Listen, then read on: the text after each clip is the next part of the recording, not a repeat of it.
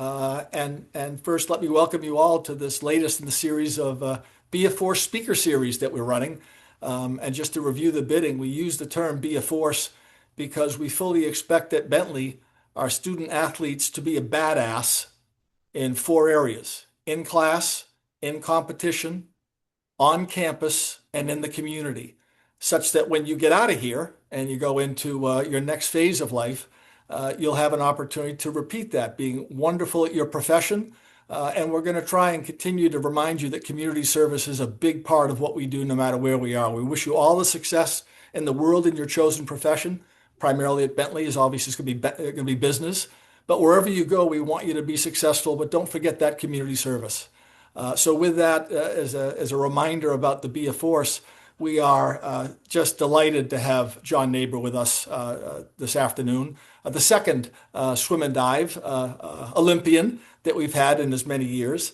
And I know you guys have looked at the bio, so I'm not going to go into deep detail, but let's just say that at USC, John crushed it in all areas. 4 NCAA titles, 4 undefeated seasons, 10 individual titles, second most still all time, 5 relay titles. So at USC, by the way, not only did he crush it in class, in competition, but I really think it's important, and one of the reasons that he was inducted in 2012 into the Academic All-America Hall of Fame was a recognition that when he was at school, he also helped others. As a resident advisor, he was counseling people. Even when he was back as an undergrad, he was involved on campus. Subsequent to crushing it in Montreal and at USC, John's success continues. You guys have looked at the bio, whether it's TV and personality, TV and radio personality for a number of years, all the networks, corporate speaker, which is an interesting gig. I've done a little bit of that myself, and that's a fascinating element. But most importantly, in the volunteer area as well, right? So John's maintained that Be a Force focus, whether it's Paralympics, Special Olympics, related activities. I didn't know about the Swim with Mike Club, John, until I read about it, as well as Ready, Set, Gold. I read about that and some others. So again, when John got out, he just continued to do what he did at USC, which is excel in multiple areas at the highest level, but think about the people around him and how he could make them better. So John, we're delighted to have you. You know that Q&A is going to be the way we're going to drive this thing. And before we get to that Q&A, let me just throw it over to Kevin to see if Kevin would like to offer a welcoming comment of his own. Kevin?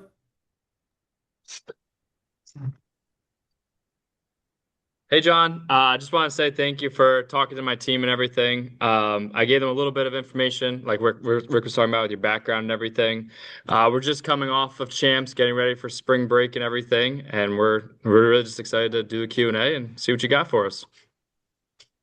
Thank you. So, John, just again, Kevin's first year, the team had never as good as they'd like to be. They'd still like to be competing, but a second place, third place, a second place finish in the Northeast 10, and a third place finish in the Northeast 10. Again, their expectations are always high, but just a really solid season they're just coming off of. So very proud of them. And John, let me throw it open to you just to say hello before we go right to Q&A. Okay, sure. Delighted to be of help, to be of service. I remember shortly after graduating from USC, I heard a motivational speaker by the name of Earl Nightingale, and he indicated a phrase that changed my life. He said, "You can get anything you want out of life if you help other people get what they want."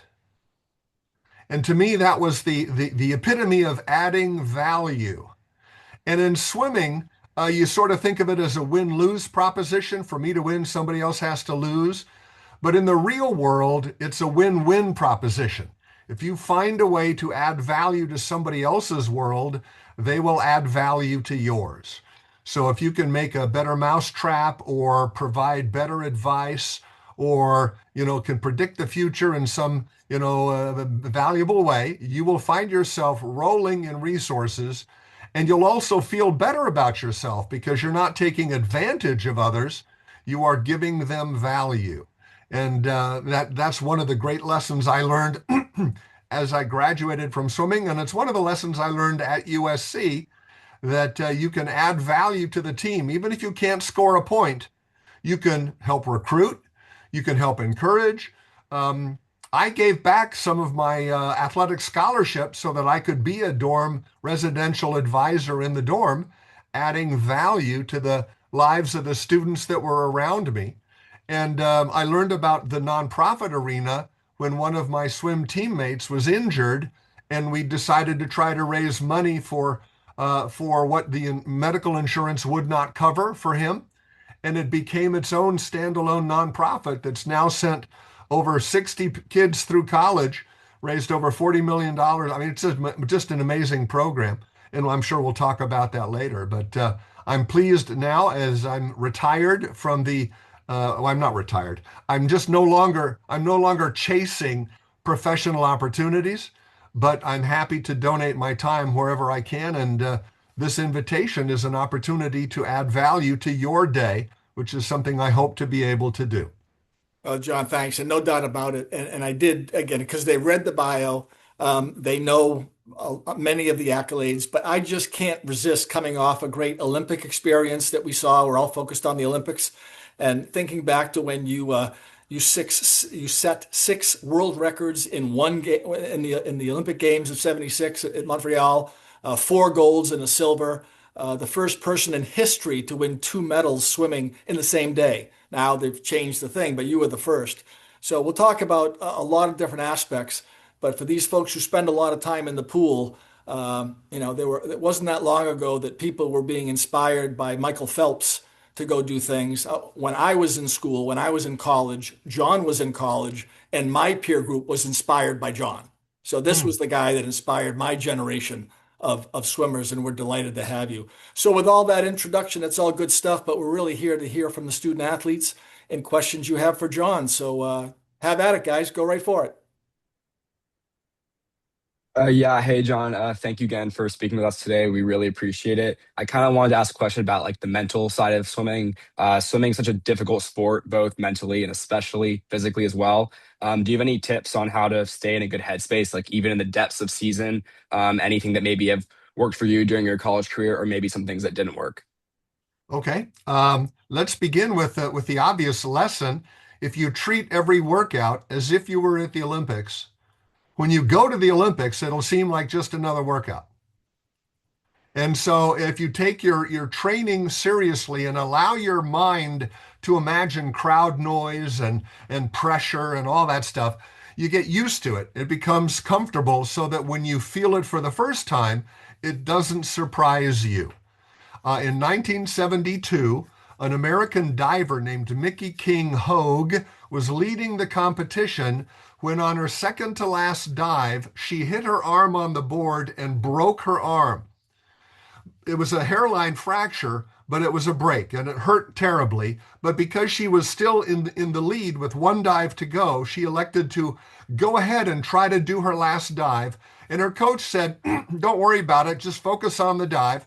Well, she went into the dive, and as she threw her arm into position, it hurt so much that she was out of her headspace and she fell into the water and dropped from first to fourth and out of the medals.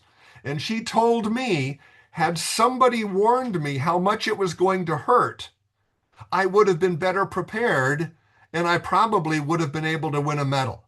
That's my point. Pressure is real.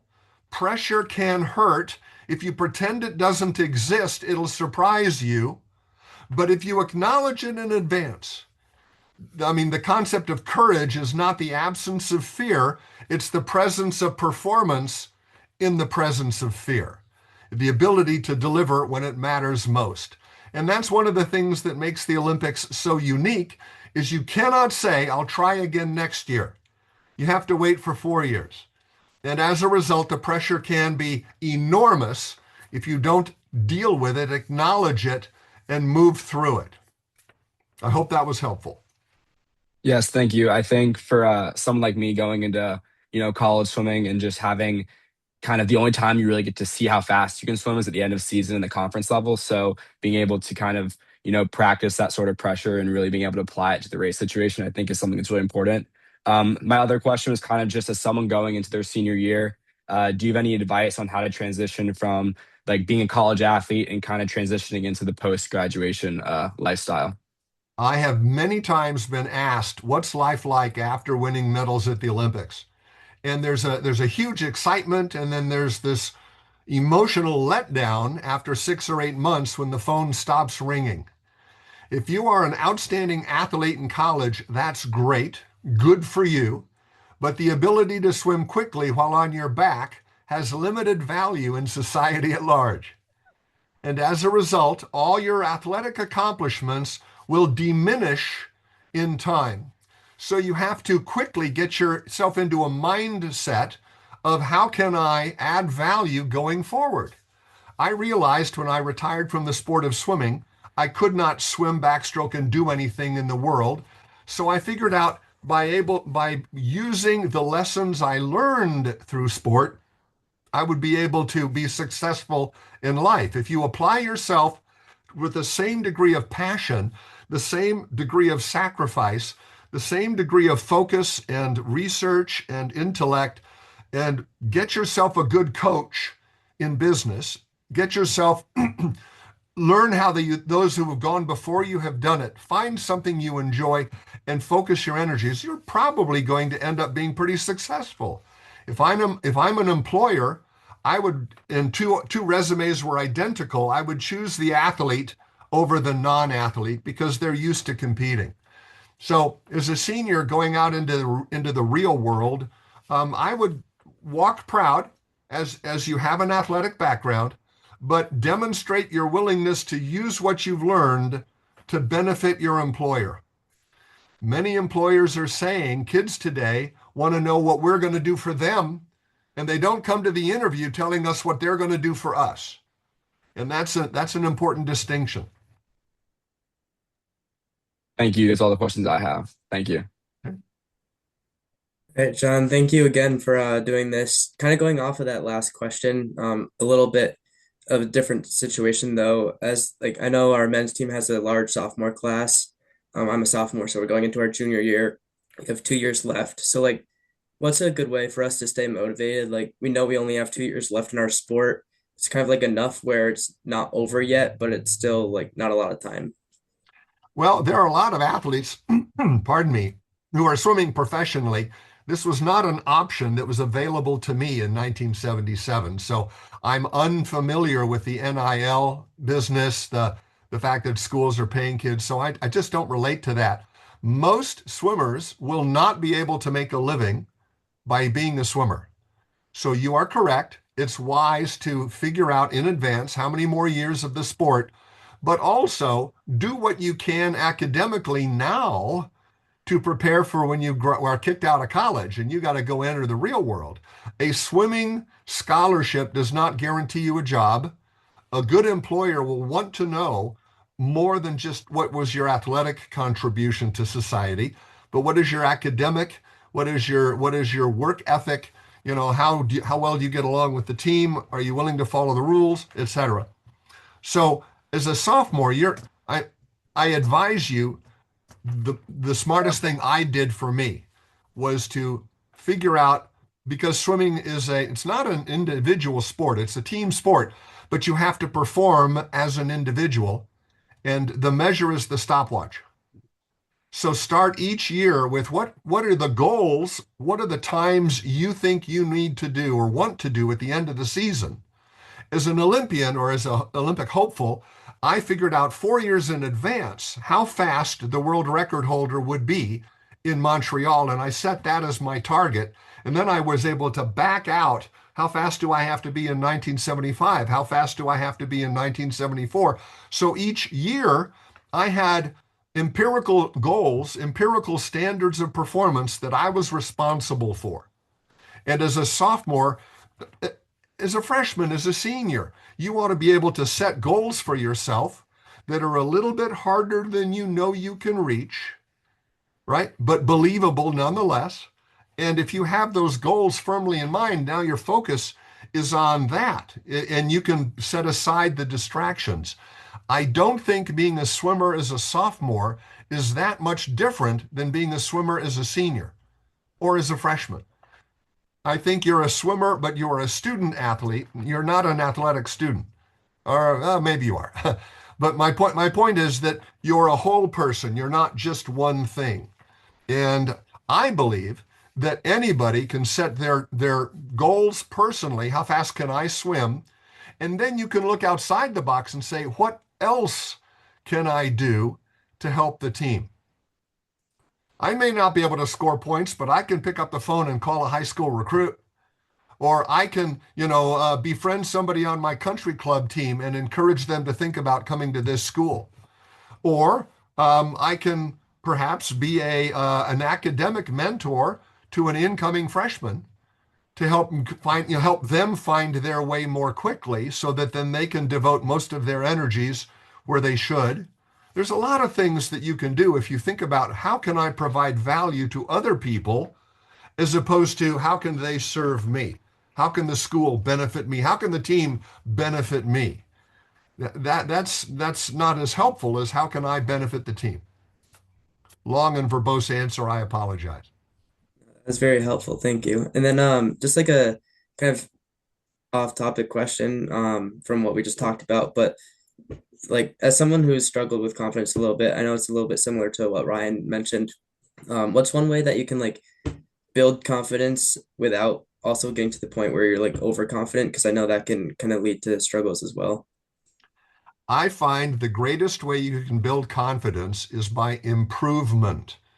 There have been a lot of psychological studies that indicate that improving is better than achieving.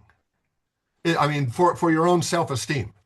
That if I were to go to the Olympics in 4 years, if I were to win 5 medals in Montreal and 4 years later would have been allowed to compete at the Olympics in 1980 and won 2 gold and a bronze, I would have felt less significant.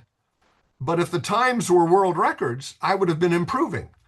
And so finding a way to improve on a daily basis, put everybody else's performance out of the picture.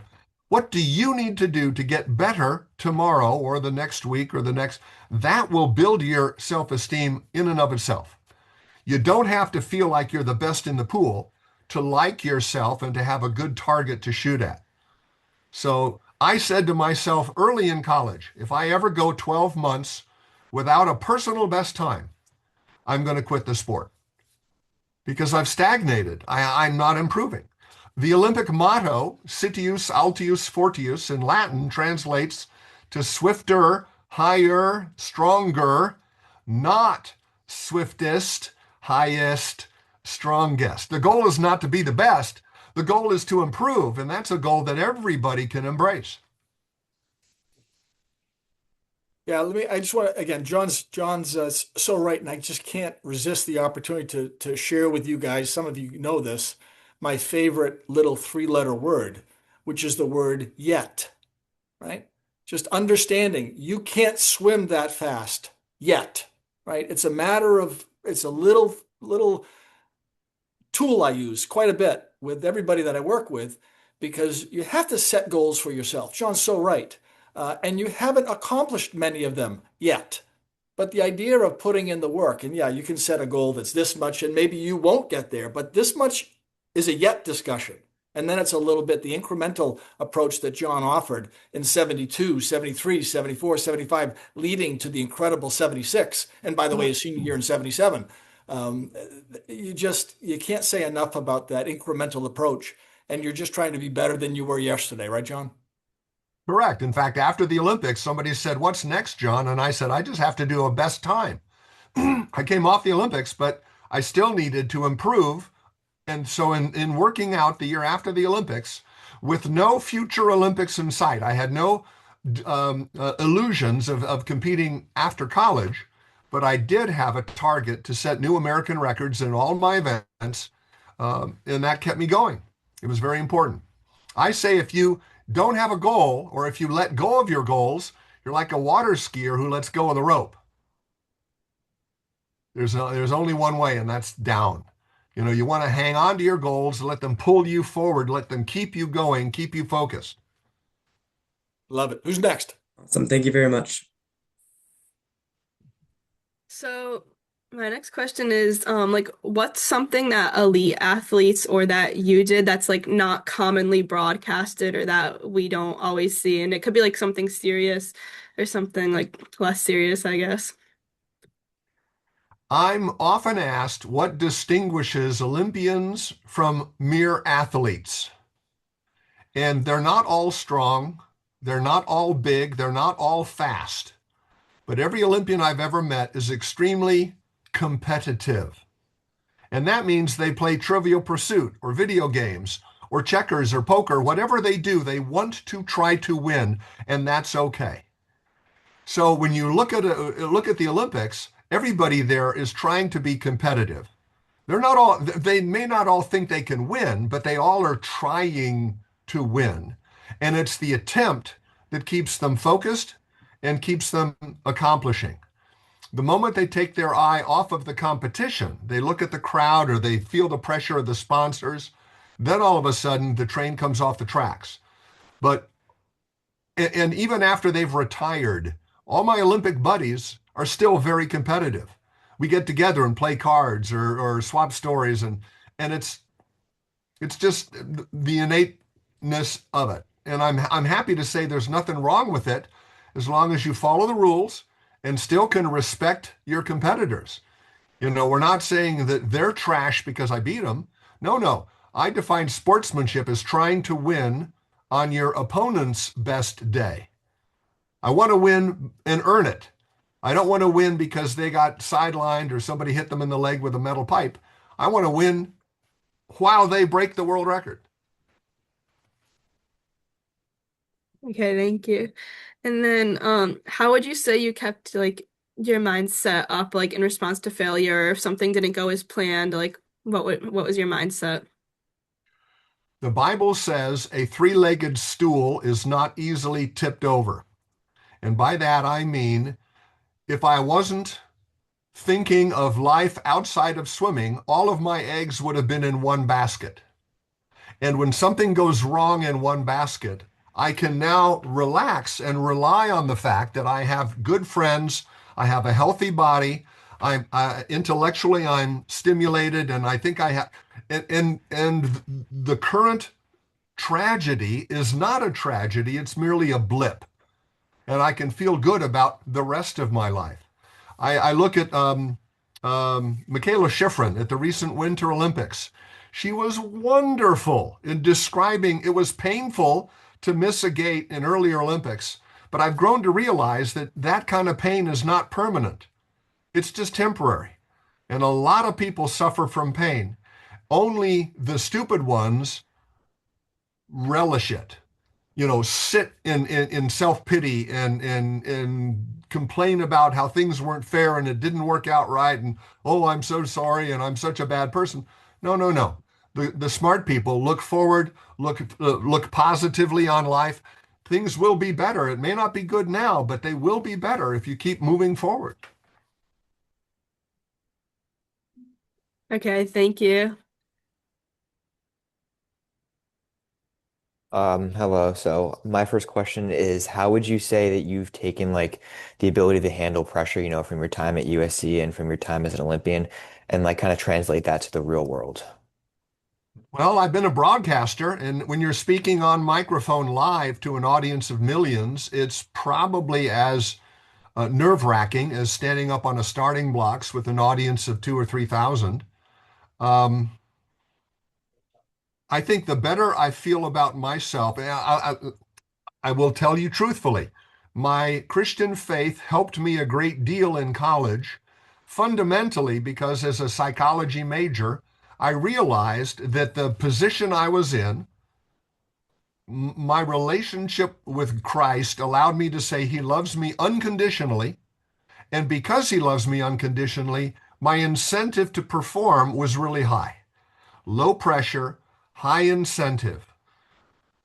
In dealing with pressure, standing in front of a live audience, in dealing with pressure, addressing a live microphone, if you feel loved unconditionally, in other words, if you make a screw up, you're still going to be your parent's kid, you're still going to be your coach's student, you're still going to be your girlfriend's boyfriend, okay?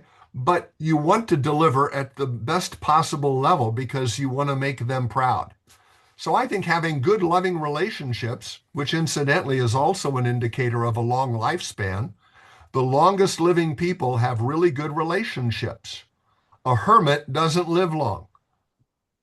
So build those relationships, build those legs of the stool. So if one of them goes away, you have enough to support you that you don't fall crashing to the ground. Thank you. And my last question is, how would you say your role kind of on your collegiate team changed as you know, went from a freshman to a junior to a senior and like taking on that sort of mentorship aspect of things? How did that change your experience? It's a valid question. I came into college as a freshman as an American record holder, and I had a teammate, Joe Bottom, who came in as a freshman as an American record holder. And we had two or three other swimmers who came. We had an awesome freshman class, and we were pretty arrogant. And the coach, Peter Dalen, created a dual meet, the freshmen against the three upper classes. And I cannot say I went undefeated for 4 years in college because our freshman team got whooped. And the moment that final relay took place, the senior captain said, okay, starting today, we're no longer freshmen versus upperclassmen, we're now one team. And it shed that rivalry, it shed that arrogance, and it allowed everybody to feel like they could contribute. And I need to tell you that our freshman year NC2A championships, Indiana University, having come off of Mark Spitz, they had won 6 national team titles in a row. They were heavily favored to win. Our coach, Peter Dalen, said, if every team member does everything they can, I think we can beat Indiana by 1 point. And we smiled and thought, well, that'd be exciting. And everybody did what they could. And the final score of my freshman NC2As was USC 339, Indiana 338. And what that meant is that anybody who scored 1 point was responsible for the team win. If you can score 1 point, that might be the margin of difference. Many races are won or lost by hundredths of a second. And to me, that was one of the things that I learned that freshman year, there is no MVP on a team. I mean, you can announce somebody to be an MVP, but everybody needs to work together. And some really good swimmers were on teams that didn't win. In fact, Michael Jordan did not earn the title greatest basketball player in history until he led his team to national titles. So as a freshman, I came in a bit arrogant. By the time I was leaving as a senior, I had felt this bond that what mattered most was being a contributing member of a team, and that team spirit doesn't go away. 30, 40, 50 years after I graduated, I can pick up the phone and I still feel like I'm connected with those guys. And if they need something or if I need something, I can go to my teammates and ask for help, and they're more than happy to do it. It's a brotherhood, it's a fraternity or a sorority that you belong to for the rest of your life, whether or not you have to pay dues. There's something about being on a team. And to be on a really good team, the team has to feel pressure. The team has to feel danger. The team has to feel invested. The team has to feel like they have something to lose if they don't all perform correctly. Now, it's not always a national title. It might just be beating the crosstown rivals. But you've got to feel like you're invested, like you have something to lose, and that's the bond that holds you together. In military, they call it a band of brothers. And there's something really special about that band of brothers. Or sisters, be fair, or sisters. Got it. Thank you so much. That's actually really interesting, like the arc that you kind of had as you went along and that, you kind of learned that lesson early on your freshman year and it really changed your outlook. So very cool. Thank you. You're welcome. There was a kid who joined our team a year after me, and he was pretty arrogant all the way through until our senior year when he was not picked on the A relay. Neither was I. And we were in the showers while our team was swimming the final relay of the national championships. And he looked at me and he said, it's probably right that I'm not on that A relay. I'm not fast enough, and I want the team to do as good as it can. So it's better that we're here in the shower and not on the blocks. And that to me was a real sign of maturity. John, one Definitely. question while the others are thinking about their questions. Bentley, we spend a lot of time on academics, right? It's always be a badass in class first and competition second, because most of us are going on to some kind of occupation other than the sport that we're playing, as you mentioned earlier. It's been a couple of years for both you and me, but can you think back about the balance or the integration of both academics and athletics? You certainly gave an awful lot in the pool. How did you make the academic part of it work? Because you did. In retrospect, I think I did not concentrate on the academics enough. I mean, I got a strong B plus A minus average. I did okay, but I didn't really, I was probably focused more on the grades than on the learning. I remember in particular that I attended a psychology class all year long, took copious notes, but I neglected the reading list. And all of the semester test was on the reading.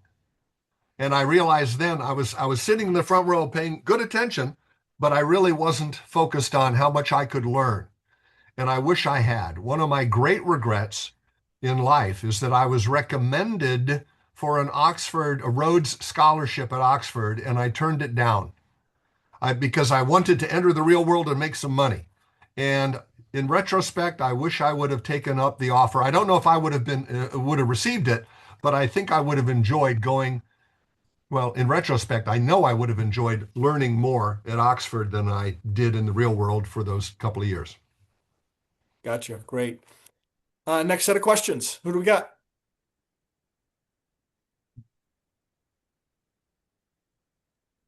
Hi John. Going off of the last question, you kind of talked about regret a little bit. Being an athlete, there's obviously personal sacrifices you have to make in order to achieve your goals. Out of those personal sacrifices, which ones did you find worth it, and which ones do you maybe regret a little bit or wish you did differently? Okay, that's a fair question. I like to think of the word sacrifice as a wise exchange of alternatives. Watching TV all night and sleeping through your semester midterm is not a sacrifice, it's an indulgence. But giving up on those parties so that you can be focused for workout, that's a sacrifice. That's a wise exchange of alternatives. Giving up on chocolate fudge sundaes so that you can lose some weight, that's a good sacrifice. It's not giving up something that in retrospect you wish you hadn't. So, yes, I went to a lot fewer parties. I didn't smoke, I didn't drink. I had to ride a bicycle wearing sweatsuit when it was raining outside, and I kept getting into the cafeteria with 30 minutes to spare, having to load my tray up with lots of food because they were going to close real soon. I probably did not enjoy the same social life that my classmates did, but I wouldn't make the trade differently today. I'm very glad I paid those prices because of the results I enjoyed, which have positively affected me the rest of my life. So don't look at it as a sacrifice like, woe is me, I've had to give up something. Look at it as an investment. Are you willing to invest this time, this effort? Are you willing to do that? And if you think you are, if you are willing to invest, then you will get the greater result, I think. Great question. And then my next question is, you definitely touched on this a little bit, but what was the biggest lesson you learned in swimming that carried over into life after leaving the sport?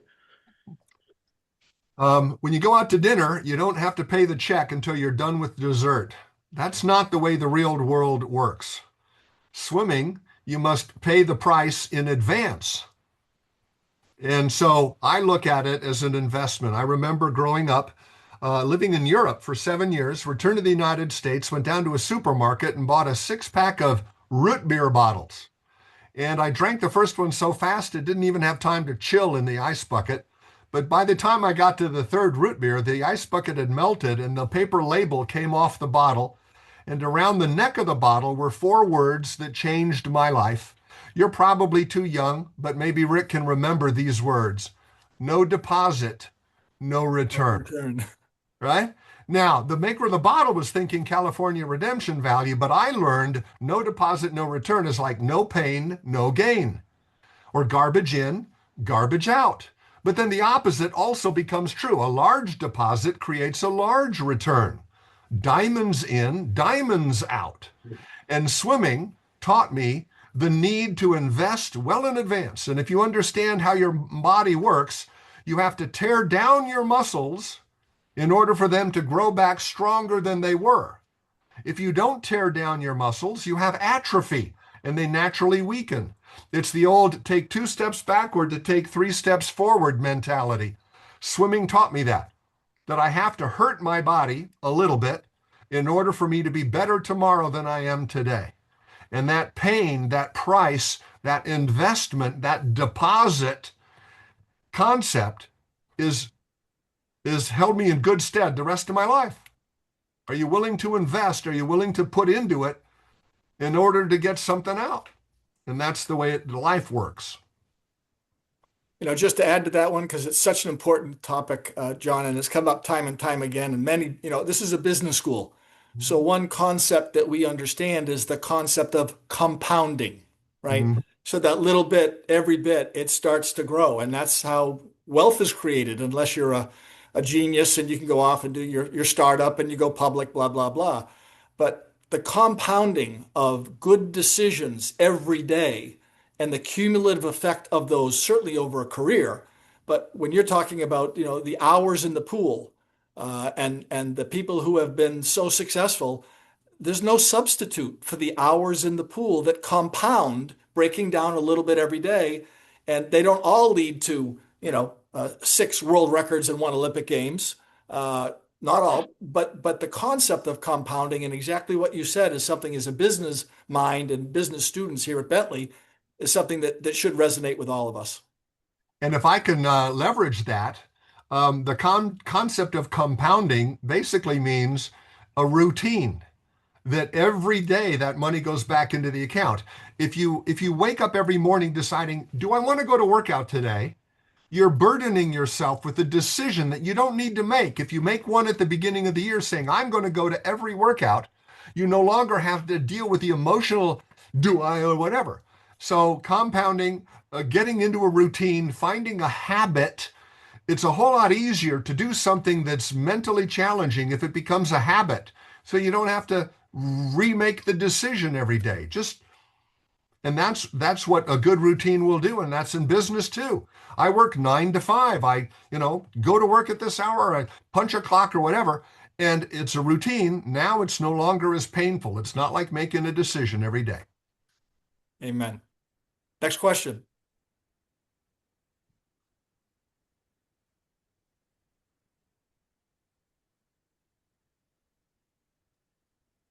Hi, John. It's nice to meet you. I'm Jack.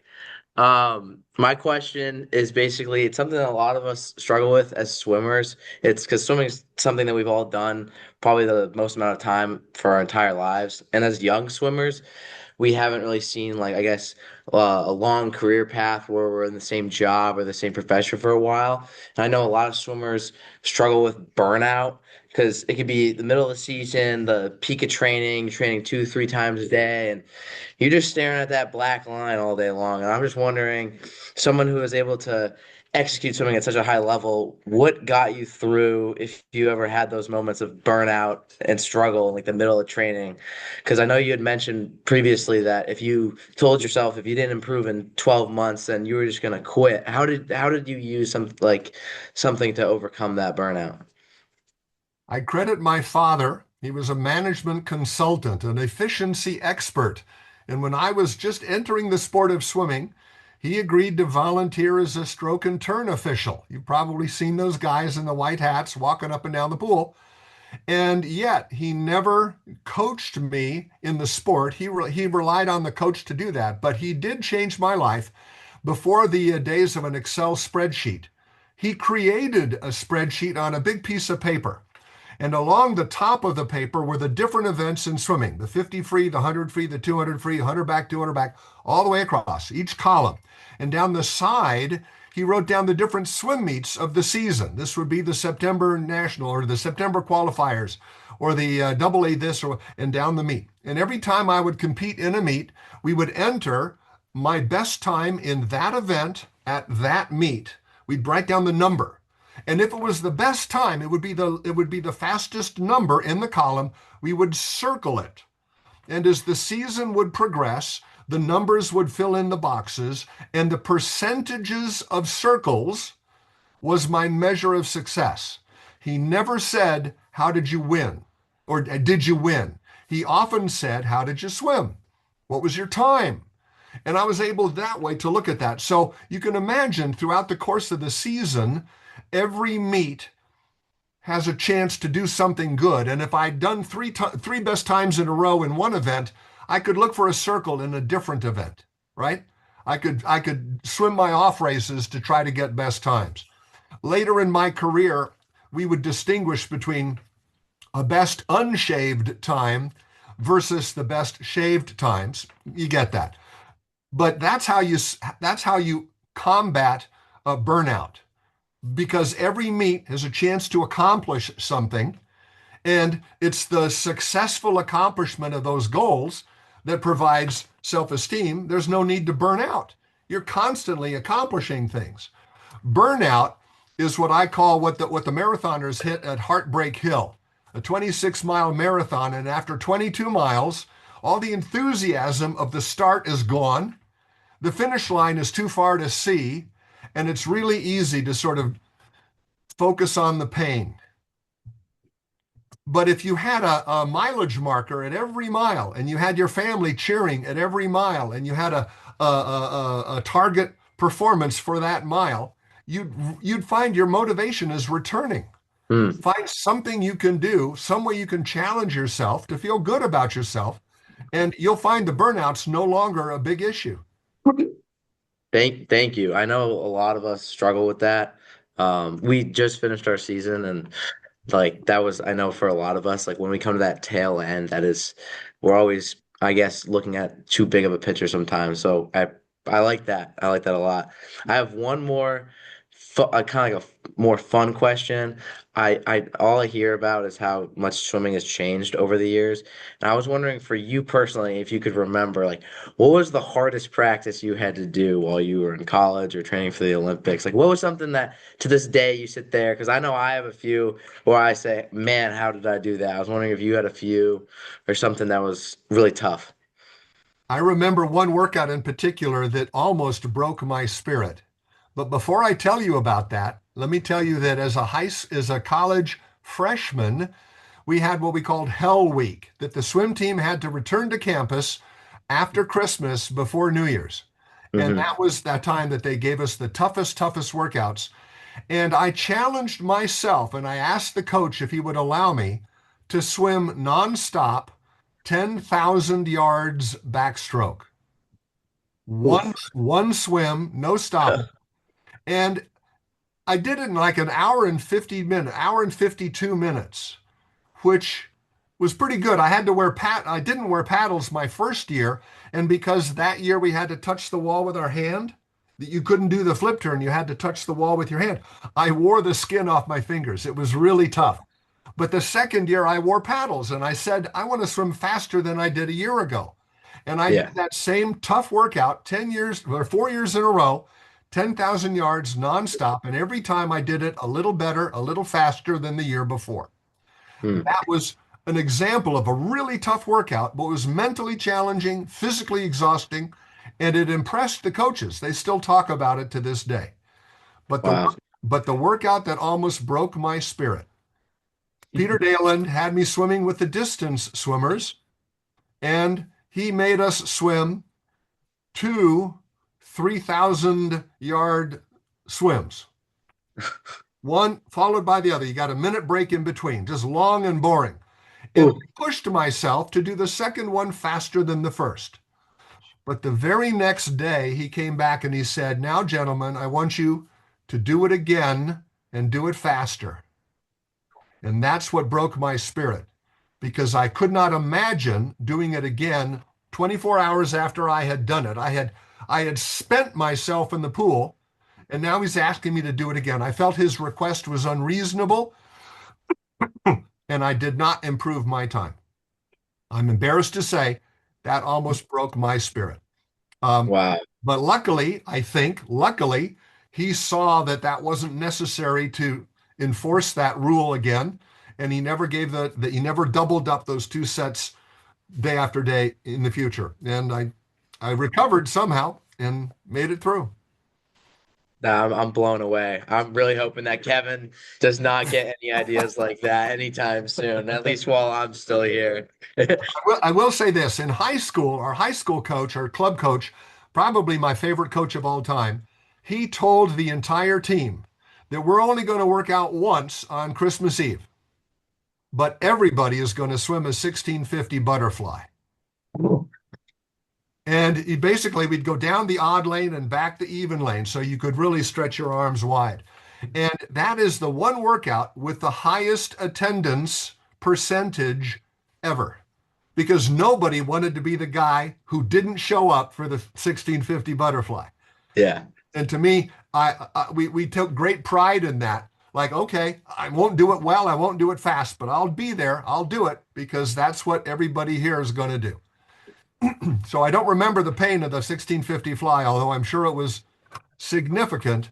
I remember the satisfaction of getting out of the water after having done it. Yeah. Thank you so much for your time. Sure, you bet.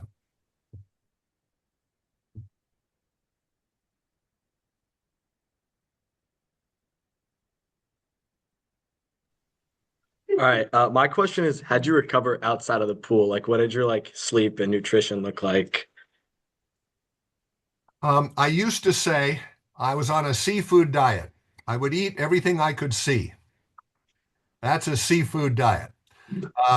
We calculated it something like 8,000 calories a day. I would pour honey on my scrambled eggs at breakfast. Um, when USC came recruiting me, my parents said, "Look, we'll pay for the tuition if you feed the guy." That was an important element, was to get the calories in to keep burning the fuel. But to be honest with you, the way that if I understood your question correctly, how do I focus on the other parts of life? I took my academics fairly seriously. I had a good social life. I didn't have a girlfriend, but I didn't date, but I went out with the guys and went out with some people and I had fun. The Bible study, the weekly Bible study was a very important social element because I wanted to be where the gang was, and those were my friends and the people who shared my values. I also did not put all of my eggs in the swim team basket. There is such a thing as a swim team house at USC where all the swimmers live together, and I didn't do that. There was a swimmers fraternity where all the swimmers joined the same fraternity. I did not do that because I did not want to have all my social connection be the same people that I'd see in the pool. I wanted to stretch outside that. So that was one of the ways I did it. And that's why I became a resident advisor. I wanted to pour myself into other non-swimmers, and it worked. It gave me satisfaction. Great. Thank you so much. You're welcome. All right. Hi, I just wanted to start off by saying thank you again for coming. We really appreciate it. And you've been sharing some great insight. So on your website, I noticed that you've given over 1,000 speeches to many of the Forbes 100 companies. And I was curious about what are the qualities you've noticed in successful people? And you think these are things that people can sort of like focus on gaining, or are they sort of inherent? I'm built to swim. I'm tall. I have big hands. I got loose shoulders. I got floppy ankles. That helps me be a good swimmer, but it doesn't guarantee that I'll be a good swimmer. A lot of the skills I learned in swimming, the stroke mechanics, the rolling of the shoulders, the angles, or whatever, these are skills I learned. I was taught by a coach. That same coach that I'd love to talk about, George French, actually got in the water with a diver's faceplate and was able to look at me below and above the water, and his critique was really very, very helpful. I learned a great deal from him. The successful people in business, they come to work with the personality, the desire, the competitiveness, the passion. That's wonderful. But they also have to learn the skills. And the way you do that is you listen to your boss, you do what he tells you, you talk to other people who've been there before. Call the guy that had your job before you got it. He went on and was promoted or transferred or whatever. Find out what worked, what didn't work. Be a lifelong learner, constantly asking questions, and you're going to build those skills. I don't know what else to tell you. The successful people in business seem to share the same. When I speak to corporate groups, I talk about the gold medal process. There's certain steps that athletes, Olympians take in sequence that help them see their dreams come true. And the people in business who take similar steps also see their dreams come true. So when I'm hired to give a speech, they say, well, what are you going to talk about? I'm going to tell them, I'm going to tell you how to think and act like an Olympian when you go to work. And if you think and act and do what these successful athletes do in sport, and you apply that in business, you're very likely going to be a great success. Thank you very much. That's awesome. You're welcome.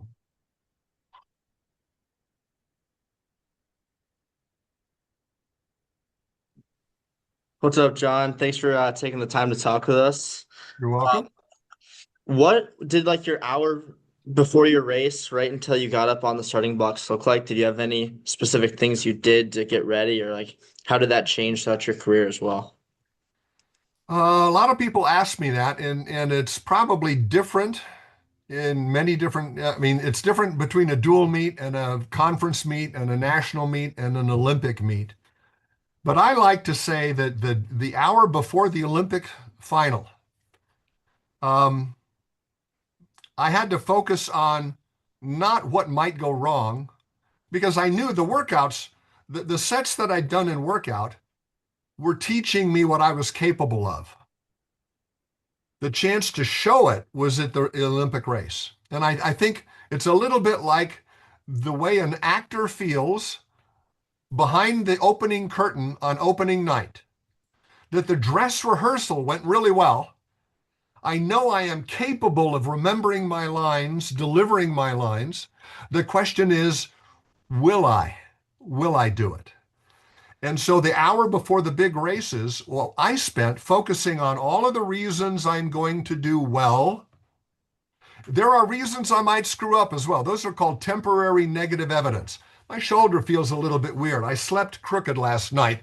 It didn't get quite the warm-up I wanted. These are temporary negative evidence, and the competitor in me chose to ignore it. Literally, put it out of your mind. Don't let the negative creep in. Just focus on the reasons you're going to do well. Now, here's the important part. If you've been missing workout all year long, you're denying yourself those reasons. You're going to have to ask yourself, why should I do well? And if you don't have an answer, it's because you didn't deliver, you didn't invest in your career earlier in the season, and you don't have as many reasons. So all year long, you're giving yourself reasons to feel good that you're going to do well. And at the hour before the race, remember those reasons. Focus on those reasons. Think about those reasons. And you're going to find your shoulders go back and your head comes up, and you're going to walk to the starting block like you own this place. That's what I would do. I would also try to relax, because I had multiple events every meet. I had to learn how to recover in between swims. Rick mentioned I'm the first Olympic swimmer to win medals in 2 individual races on the same day of the Olympics. Now, there's a reason for that. At every Olympics, there's 4 individual events and 1 relay. And the chances that these 2 individual men's events are the same it's very rare. So it doesn't happen very often. But because I learned how to recover in between events by relaxing, I would almost fall asleep. I would focus on how to relax my body. I don't know if you've ever taken any self-hypnosis classes, but there's exercises you can do to close your eyes and imagine a ring of calm, a ring of relaxation cascading over your body. This is what I would work on. And it worked for me. I was able to walk up to the starting blocks relaxed. In fact, Rick may remember, I may seem less focused and less of a, eyes forward and I didn't do that. I was waving and smiling and having a good time because I had learned how to relax and reset my mind. You really messed with people's minds when you did that, John, too. Everybody would talk, all the commentators would say, yep, take a look at John. He looks like he's happy out there. And everybody else is stressing, and you had a big smile on your face. So, yeah, you distinguished yourself not only in the pool, but in your warm-up. And think about it. Who won the women's figure skating performance in Torino or in Milan? Mm. Little Alyssa Liu, who was waving and smiling and learned how to deal with pressure because, well, it works. It works. It does. It does. John, I'm looking at the clock. I know we've got a couple of minutes left, and I want to give you the opportunity to, there's so many places to go with this, and we've asked for an hour of your time, and you've been most gracious. And thank you for the student athletes for thinking about some great questions. But as you talk to corporate types, and you're an in-demand speaker for all kinds of audiences, I just want to give you the last minute or two to share what comes to mind that these great student athletes might benefit from as they've got so much that they're doing today, but so much in their futures. What do you got for them? If I can summarize what I learned, what distresses me as I watch the news is people are always eager, or it seems very easy to find blame on others, to find excuses for a lack of accomplishment. I wasn't hired. I didn't get the chance. The coach wasn't fair. La, la, la. And to me, if I could summarize what sport taught me, a 10-word phrase that uses only 20 letters. If it is to be, it is up to me. By taking ownership, you get to enjoy the reward. You get to feel good about the accomplishment. Nobody gave it to you. I get to feel good about it, but I'm not waiting for all the lights to turn green before I leave the garage. It's up to you how much you will enjoy your life. And if you want it filled with accomplishment and service and value, it's up to you. If the coach shouldn't have to remind you to come to workout, it's up to you. Hitting all your flip turns without missing a one, it's up to you. Being sure to say thank you to the officials and the volunteers at the pool deck, it's up to you. If it's going to happen for you, you've got to be the one to take the ownership of the result, and then you can enjoy it either way. I think that's a good way to end it. It's a great way. Guys, you can see why we're so lucky to have John with us. We talk about be a force. You're be a force because you choose to every day. John has when he was at USC. It's continued through the rest of his professional life. And you've really given us a gift today, John. And for that, I thank you. And go forth and prosper. Right? I don't know if you watched the Rose Parade this year, but I did a Live Long and Prosper on the air. You know what? I caught it. All right, cool. I caught it. Thanks, everybody. Right. Have a great day. My pleasure. Thank you. Thank you, John. Thank you. All right. Thank you.